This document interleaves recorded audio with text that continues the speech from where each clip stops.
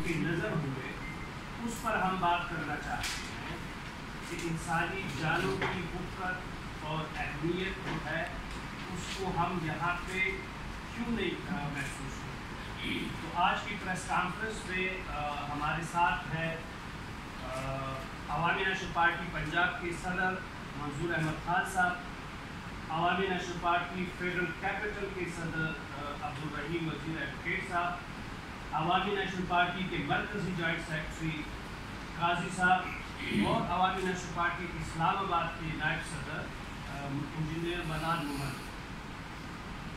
اب ہم اپنی بات کی طرف آتے ہیں. جو انجینئر احسان اللہ خان ہے, میں عوامی نیشنل پارٹی کا مرکزی ترجمہ.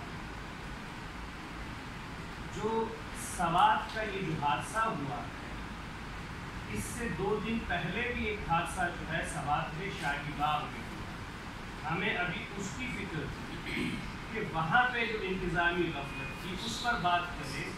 اس کے بعد یہ بڑا اندوناک حادثہ ہوا, اور اس سے 1 دن پہلے ناران میں گلیشیئر کے ہاتھوں جو حادثہ ہوا اس کے بارے میں بھی. تو یہ اب اس کے بعد جو صوبائی حکومت کا اس کے اوپر رد عمل تھا, ضروری ہے کہ ہم اس پہ بات کریں, کیونکہ ریسکیو کا کام یہ پروونشل گورنمنٹ کا کام ہے, ڈیزاسٹر مینجمنٹ بھی پروونشل گورنمنٹ کا کام ہے. این ڈی ایم اے یہاں ضرور ہے لیکن صوبوں میں پی ڈی ایم اے بھی ہے. تو اب دیکھنا یہ ہے کہ کس نے اپنا کام کس طرح سے کیا. جو سب سے پہلے معاملہ درپیش آیا وہ تھا ریسکیو. حادثات دنیا بھر میں ہوتے ہیں, حادثات کوئی انہونی بات نہیں ہے, لیکن حکومتیں حادثات کو رسپونڈ کس طرح کرتی ہے یہ معاملہ بڑا اہم ہے.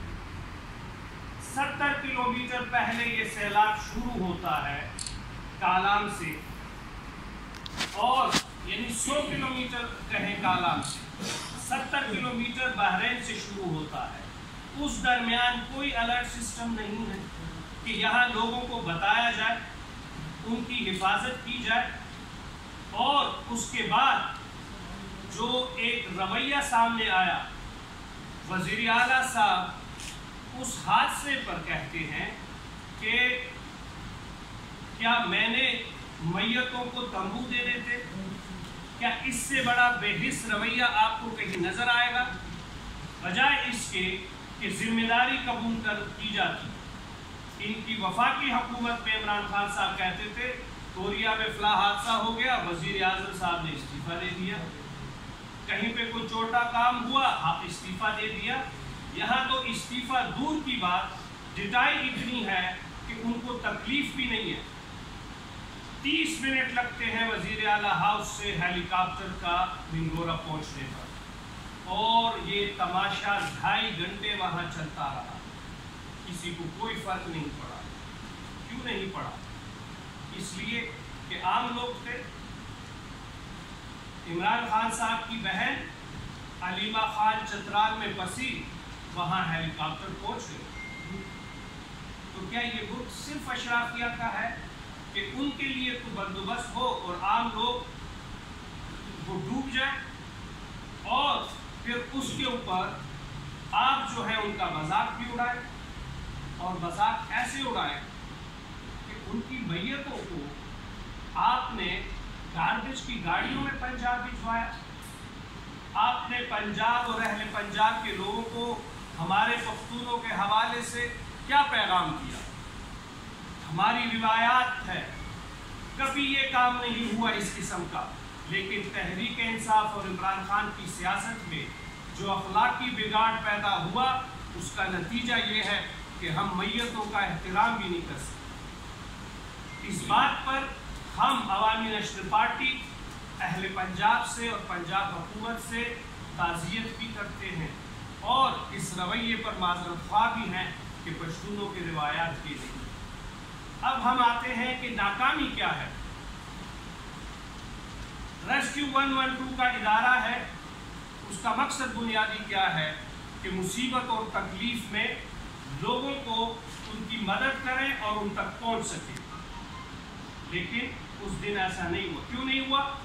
کیونکہ آپ نے RSQ 112 के इदारे को अपने सियासी मकासद के लिए इस्तेमाल किया, उसके इक्विपमेंट को सियासी मकासद के लिए इस्तेमाल किया। आपने प्रोविंशियल डिजास्टर मैनेजमेंट के इक्विपमेंट को अपने सियासी मकासद के लिए इस्तेमाल किया, उसको आपने वफाकी हुकूमत पर चढ़ाई के लिए इस्तेमाल किया। तो आज वो चीज़ें अपनी जगह पे मौजूद नहीं थी, इसलिए किसी की खिदमत या किसी की मदद नहीं हो सकी थी। होना तो ये चाहिए था, ये जो इक्विपमेंट इस्तेमाल हुआ था नवंबर के अंदर और उससे पहले अपने मज़मूम मकासद की खातिर, उसमें अगर कानूनी और आईनी पहलू को हम मद्देनज़र रखें तो ये एक बहुत बड़ा जुर्म था। वफाकी हुकूमत को चाहिए था कि उनके ऊपर इस पर मुकदमा दायर करते, लेकिन वफाकी हुकूमत ने उस वक्त इस पर कोई कार्रवाई नहीं की। बेशुमार दफात हैं आईन के जो ये बताता है कि ये क्रिमिनल काम था और उस क्रिमिनल काम के ऊपर उस वक्त मुकदमात कायम होने चाहिए थे, जो बदकिस्मती से नहीं हुए। तो हम अब ये कह रहे हैं कि ये जो कुछ हुआ है ये भी क्रिमिनल था और इस मामले में